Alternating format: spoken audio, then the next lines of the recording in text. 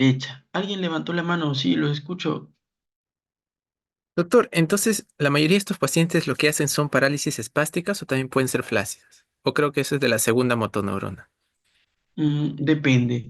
Los pacientes con un compromiso de la primera motoneurona va a depender del tiempo de enfermedad. Por ejemplo, este caso específico que estamos viendo, el video, es un paciente que sufrió de un infarto cerebral. Entonces, si tú encuentras a este paciente dentro de las primeras horas o de los primeros días de enfermedad, lo vas a encontrar flácido. O sea, ese lado derecho que no mueve va a estar flácido. Pero con el paso de los días, el tono va a incrementarse y se va a volver espástico, ¿no? ¿Por qué? Porque este síndrome motor de primera neurona clásico, cuyas características están viendo en la diapositiva, es el tardío, es el que aparece días después. Obviamente la debilidad aparece instantáneamente, pero la hipertonía, la hiperreflexia, el clonus, la atrofia aparecen días después o inclusive hasta semanas después. ¿Cuáles son los que pueden aparecer inmediatamente? Repito, la debilidad y el signo de Babinski son los que pueden aparecer inmediatamente a la injuria o de la primera motoneurona. ¿Ya? Entonces, para responderte la pregunta, igual hay una hoja de síndromes que les voy a enviar también para donde está especificado eso de los tiempos. ¿Ya? Pero muy buena pregunta. Muy Gracias, bien. doctor. A usted. Eh, por ejemplo, acá tenemos el signo de Babinski arriba, un video. Miren, ¿no? ¿Cómo se busca el signo de Babinski? Obviamente ustedes ya saben, haciendo, ¿no? Una especie de J invertida en la planta del pie. ¿Y qué es lo que yo busco? Lo que yo busco es la hiperextensión del dedo gordo. Como ustedes pueden ver ahí, el dedo gordo, normalmente ante ese movimiento, lo que hace el paciente es hacer esto, ¿no? Hacer una garra. En cambio, en el signo de Babinski, lo que hace el paciente es más bien hiperextiende el dedo gordo y puede abrir los otros dedos. Puede o no puede abrir los otros dedos, pero le que hiperextiende el dedo gordo, como están viendo en la paciente, ¿no? Miren, yo le busco y el dedo gordo se va hacia atrás, ¿ven? Una hiperextensión del dedo gordo, signo de Babinski. ¿Qué más? Por ejemplo, en el video de abajo estoy buscando clonus, miren, ¿no? ¿Cómo se busca el clonus? Tal cual. Una mano por debajo de la rodilla y con la otra mano la planta del pie, la parte más anterior de la planta del pie, la llevan hacia adentro fuertemente. ¿Qué es el clonus o cómo se vería el clonus?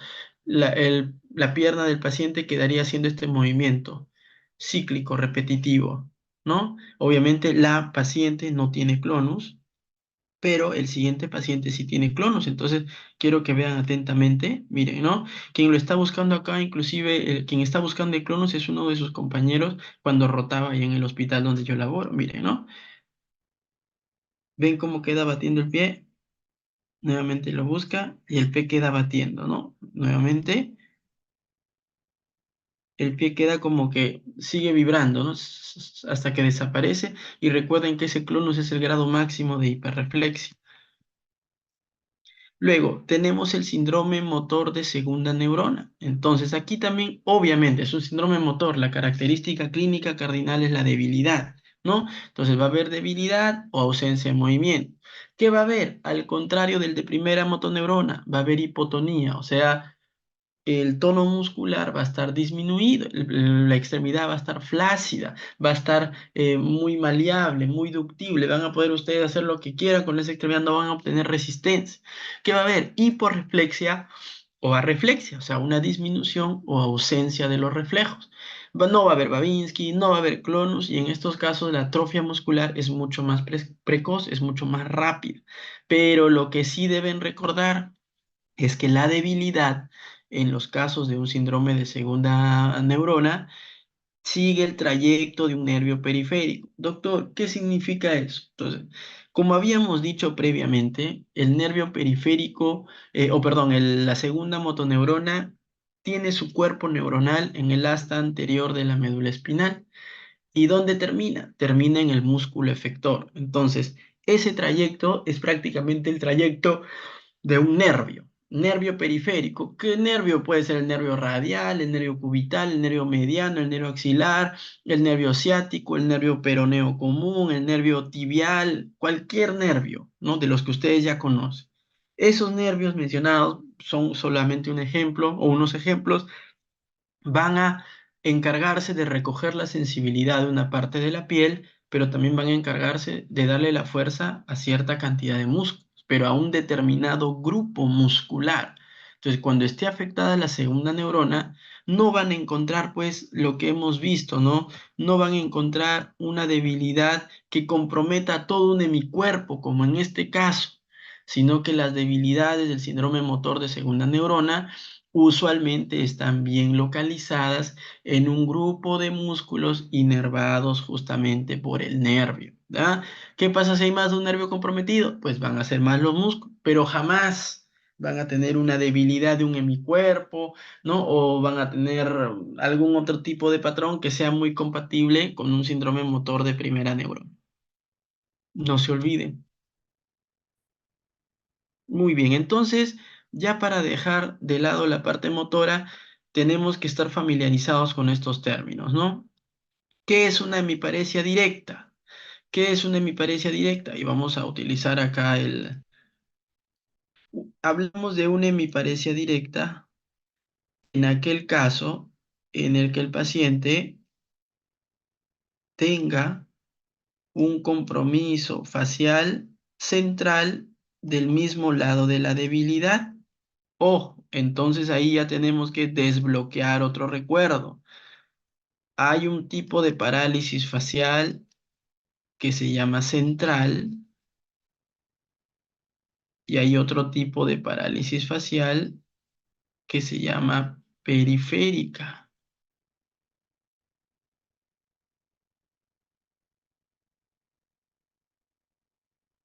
Periférica. Entonces, solo estamos recordando, por favor, revisen sus diapositivas del año pasado, ¿no? De tercer año. La parálisis facial central es aquella parálisis en la cual la debilidad compromete a la mitad inferior de un lado del rostro. Esta es la parálisis facial central, la debilidad que compromete a la mitad inferior de un lado del rostro.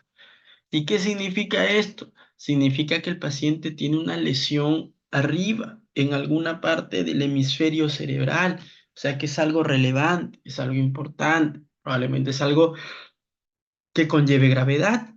En cambio, una parálisis facial periférica, ahora en amarillo, es aquella que compromete a toda una hemicara, a toda la hemicara, ¿no? Entonces, el paciente va a tener una debilidad que comprometa a toda una hemicara. Anatómicamente hablando, en las parálisis faciales centrales, ya les he dicho, ¿qué es lo que se afecta? Algún hemisferio. ¿Por qué? Porque lo que se afecta es el control supranuclear del nervio, o sea, la lesión está por encima del núcleo del nervio facial que está localizado donde en la protuberancia. En cambio, en una parálisis facial periférica, la lesión o es en el núcleo del nervio facial, lo cual es extremadamente raro, o es en el mismo nervio facial, lo cual es extremadamente frecuente, ¿ya? Entonces, cuando ustedes vean un paciente que tiene una parálisis de todo un lado del rostro, van a ver que el resto del cuerpo está normal, todo está normal, la cognición, la sensibilidad, todo, solo tiene una parálisis en la mitad del rostro. A eso se le llama parálisis facial periférica o conocida como parálisis de Bell y probablemente con un 99% de certeza la lesión está en el nervio facial y este suele ser un cuadro pasajero, transitorio, benigno, con buena recuperación, etcétera. No necesita hospitalización, nada de eso. Usualmente es un cuadro inflamatorio viral o asociado a algún tipo de enfermedad metabólica.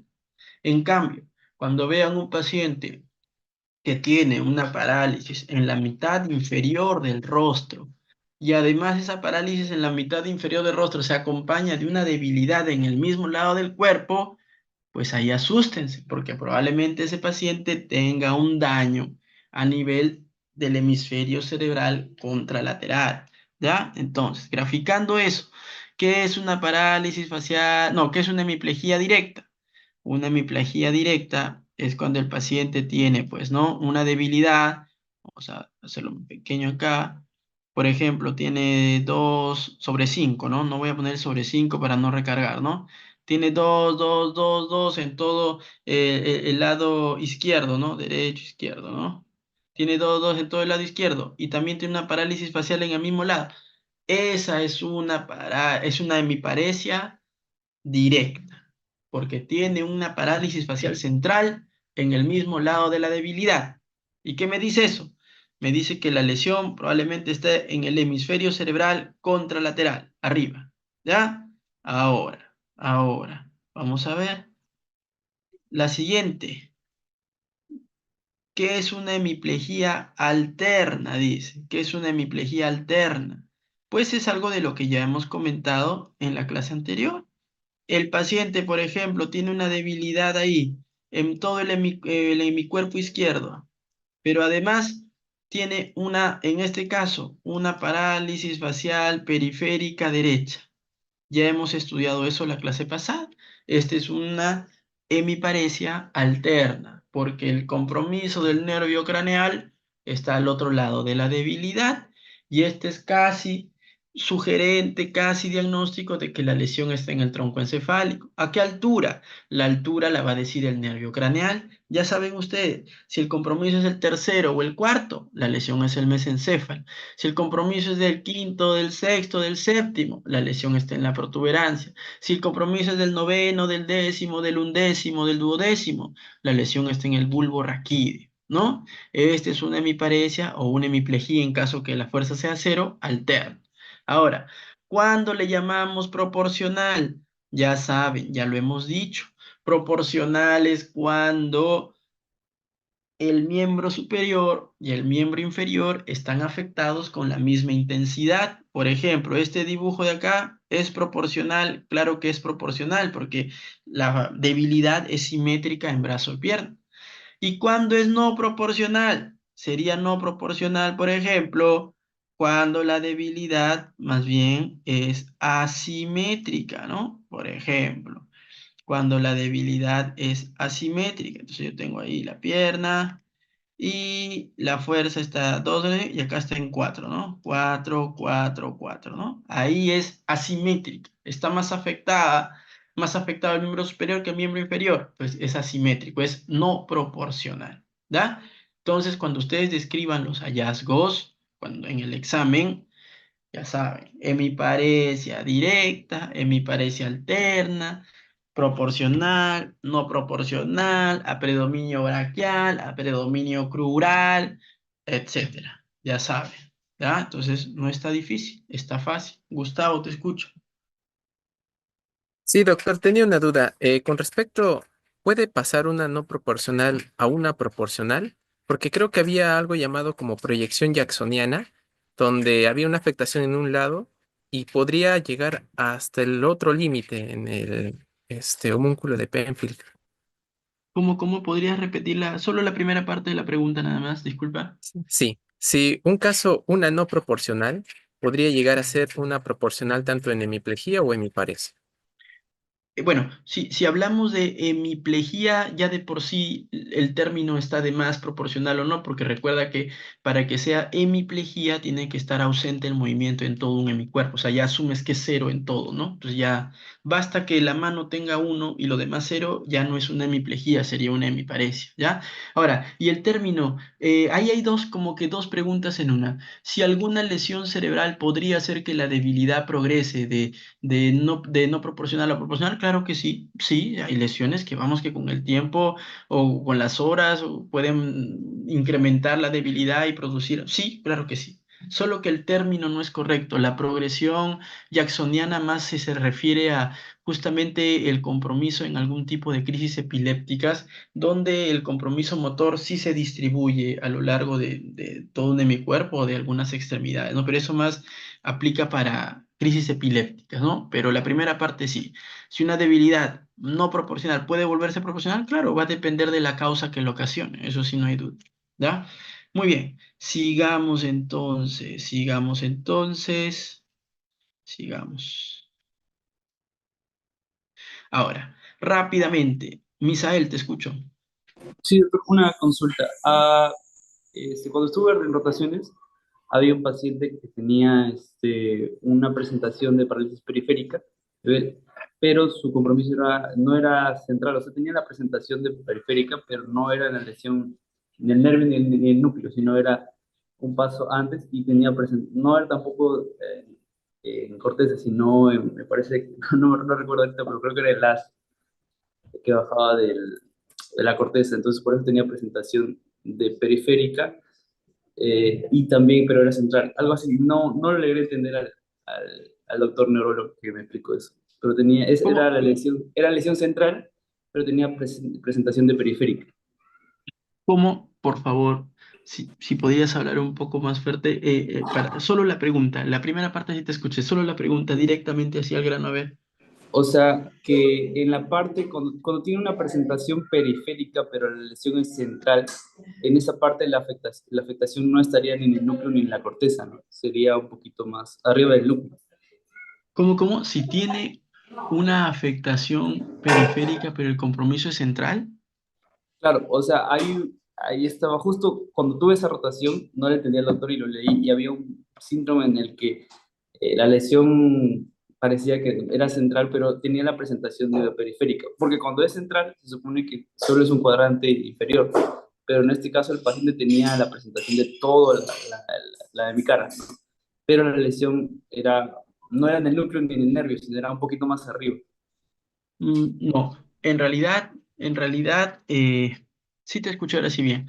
En realidad, tendríamos que dibujar las vías del nervio facial, que entiendo ya se las saben de memoria, pero una parálisis facial central habla del compromiso supranuclear, o sea, por encima del núcleo del facial, que va desde la corteza cerebral hasta antes de su llegada, que justamente está en el tegmento de la protuberancia. Entonces, la fibra tiene que cortarse en alguna parte de ese trayecto para que te produzca una parálisis facial central. Si es que se lesiona desde el núcleo del facial hasta el nervio facial, ya te va a producir una parálisis facial periférica. Eso no hay vuelta que darle. Ahora, una lesión central me puede producir una parálisis facial periférica si es que lo ves del punto de vista de términos, claro, pues una hemorragia en la protuberancia te puede producir una parálisis facial periférica, claro que sí, porque la lesión sería nuclear y no deja de llamarse la lesión central porque está en el sistema nervioso central. O sea, no confundas el término, ¿no? Eh, el término semiológico es parálisis facial central y parálisis facial periférica.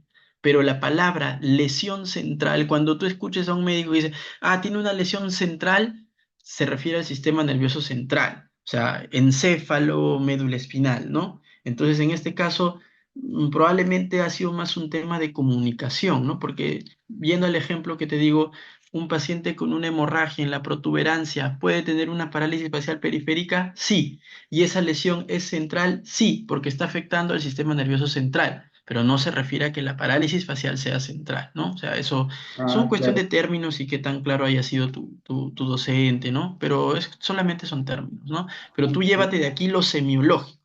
Lo semiológico es que la parálisis facial central afecta a la mitad inferior de una hemicara y la parálisis facial periférica afecta a toda una hemicara. Eso no te olvides, ¿ya? Muy bien. Ok, Entonces, el tono muscular. ¿Cómo evaluamos el tono muscular? Como pueden ver en el video de abajo, ¿no? Entonces yo le pido al paciente que esté relajado, que esté tranquilo, y soy yo quien realiza los movimientos evaluando los rangos articulares, ¿no? Miren, primero la muñeca, luego el codo, luego el hombro. Y de esa forma, mientras más personas sanas yo examine, me voy a dar cuenta cuál es el tono muscular normal de las personas, ¿no? Y miren, para el miembro inferior igual, ¿no? Evalúo los rangos articulares, qué tanto puedo yo movilizar la extremidad, qué tanta flexibilidad hay, etcétera, ¿no? Y de esa forma me doy cuenta. ¿Cuáles son las alteraciones que yo puedo encontrar? Si el tono muscular está incrementado, a eso se le llama hipertonía. Ahora, las hipertonías pueden ser de dos tipos. Puede haber una hipertonía espástica, cuando la lesión es de la primera motoneurona y yo obtengo ahí el famoso signo de la navaja, o puedo tener una hipertonía rígida, cuando más bien la lesión está afectando a las vías extrapiramidales, especialmente pues aquellas enfermedades que cursan con rigidez, como la enfermedad de Parkinson y enfermedades afines al Parkinson, ¿no? En cambio, por su parte, tengo la hipotonía, la disminución del tono muscular, demasiado flácido. ¿Cuándo lo voy a encontrar eso? Cuando la lesión está en la segunda neurona motora, en la segunda motoneurona, o también cuando hay lesiones cerebelosas, que clásicamente producen hipotonía. Por ejemplo, tenemos el signo de la navaja. ¿A qué se refiere? A las navajas antiguas, que bastaba que ustedes aprieten un gancho y la navaja salía rápidamente, ¿no? Como que disparada. Entonces, miren el video. Esta es una paciente que lamentablemente tiene una secuela neurológica, una encefalopatía ya hipóxico-isquémica, o sea, hay un daño bilateral de los hemisferios cerebrales. Nada más miren la postura para comenzar. Antes de apretarle clic al video, miren la postura, ¿no? Cómo tiene los brazos pegados al torso, al tórax, ¿no? Ya está pegado. O sea, la postura de por sí es una postura anormal. Y miren lo que yo voy a hacer, ¿eh? Miren. Entonces yo trato de despegarle el brazo y lo suelto, miren. Y cuando lo suelto, ven cómo solito regresa a su posición original. ¿Vieron, no? Miren, le despego el brazo y lo lleva a su posición original. Ese es el signo de la navaja, típico de la espasticidad, típico de la espasticidad. En cambio, en la rigidez que voy a encontrar yo, voy a encontrar el famoso signo de la rueda dentada. Lamentablemente un video no puede traducir la rueda dentada, así como un video sí puede traducir el signo de la navaja, un video no puede traducir la rueda dentada porque no es visible, eso se tiene que tocar. Tienen que tocar. ¿Y qué hacen? Cuando ustedes evalúan un paciente con Parkinson, por ejemplo, una mano por encima de la muñeca y la otra mano le hacen así y van a ver cómo siente una resistencia como que fuera una bisagra, así como una rueda dentada, ¿no? La rueda dentada, típico de los pacientes con Parkinson, parkinsonismos o enfermedades afines que estén afectando a los núcleos de la base, ¿ya? Ahora, en cuanto a la sensibilidad, ¿qué tengo? Tengo un tipo de sensibilidad que se llama superficial y tengo un tipo de sensibilidad que se llama profunda. La superficial que incluye el tacto, principalmente el tacto grueso no discriminativo, incluye el dolor y la temperatura. Y la sensibilidad profunda que incluye la sensibilidad propioceptiva consciente, que a su vez se divide en palestesia, batiestesia y varestesia, y también incluye, ¿qué más? También incluye el tacto fino discriminativo. Entonces, ¿qué siente la palestesia? ¿Qué siente la batiestesia? ¿Qué siente la parestesia? La palestesia es la percepción de la sensibilidad vibratoria. Vibratoria. La batiestesia es la sensibilidad posicional. Y la parestesia, la sensibilidad a la presión. En su conjunto, ¿qué son? ¿Cómo se llaman estos tipos? Son la sensibilidad propioceptiva, propioceptiva consciente, como ustedes ya la conocen, ya la saben, en segundo año la han estudiado, la sensibilidad propioceptiva consciente, ¿ya? Entonces, doctor, ¿por qué es importante clasificarlo en superficial y profundo? Porque las vías nerviosas son idénticas, entonces, cuando sean internos y hagan una historia clínica, no es necesario evaluar todos los tipos de sensibilidad, porque si ustedes ya conocen la vía nerviosa, ya saben que la vía de la temperatura es la misma que la vía del tacto grueso no discriminativo. Y también ya saben que la sensibilidad vibratoria es la misma de la sensibilidad a la posición, entonces solo se evalúa una de ellas, ¿no? Aquí es el tacto no discriminativo, o sea, el tacto grueso, porque el tacto discriminativo, el tacto fino, está bajo en sensibilidad profunda, ¿ya? Entonces sigamos, vamos a borrar esto, perfecto. Ahora, estos tipos de sensibilidad discurren por vías neurológicas, ¿no? Por vías ascendentes, entonces deben recordar ustedes el tracto de Gol y de Burdach. Recuerden que aquí la palabra tracto, as, vía o fascículo son sinónimos. Tracto, haz, vía o fascículo son... Entonces, el haz de Gaulle y de Burdach, el tracto de Gaulle y de Burdach, el fascículo de Gaulle y de Burdach discurre por el cordón posterior. ¿Y qué tipo de sensibilidad lleva? Lleva sensibilidad propioceptiva consciente y además lleva tacto fino discriminativo. Luego tenemos el haz espinotalámico lateral y el haz espinotalámico anterior que llevan en su conjunto, conocidos como el sistema anterolateral, llevan justamente sensibilidad superficial. Entonces, Gaulle y Burdach, sensibilidad profunda. Espinotalámico lateral y anterior, sensibilidad superficial. Y atrás tenemos a los haces espinocerebelosos, tanto el dorsal como el ventral o anterior, ellos que llevan sensibilidad propioceptiva inconsciente, pero esa es la que no estamos tocando el día de hoy, ¿ya? Sigamos. ¿Cuáles son las vías? Nuevamente, solo es un repaso. Termoalgésica, o sea, dolor y temperatura. El receptor externo percibe la señal sensitiva, la emite con su axón. ¿Dónde está la primera neurona? En el ganglio de la raíz dorsal. Esta primera neurona emite también pues un axón hacia adentro, hacia la médula espinal. La primera sinapsis ocurre en el asta dorsal de la médula espinal, donde está la segunda neurona sensitiva, ya, sustancia gelatinosa de Rolando o núcleo propio. Y esta segunda neurona sensitiva emite un axón que cruza la línea media y asciende por donde, en el caso de dolor y temperatura, por el haz, tracto, fascículo o vía espinotalámico lateral, por el cordón lateral de la médula espinal, así asciende por toda la médula, así asciende por el tronco encefálico hasta que llega al tálamo. En el tálamo hace un contacto sináptico, que sería el segundo contacto sináptico, con la tercera neurona de esta vía, especialmente en el núcleo ventral posterolateral, y luego esta neurona emite pues sus axones hacia la corteza cerebral, en este caso la corteza postrolándica o postcentral, área 312 de Brodmann de la corteza parietal. ¿Ya? ¿Por qué? Porque ese es el área sensitiva primaria, pues. Sensibilidad táctil protopático o tacto grueso no discriminativo, lo mismo.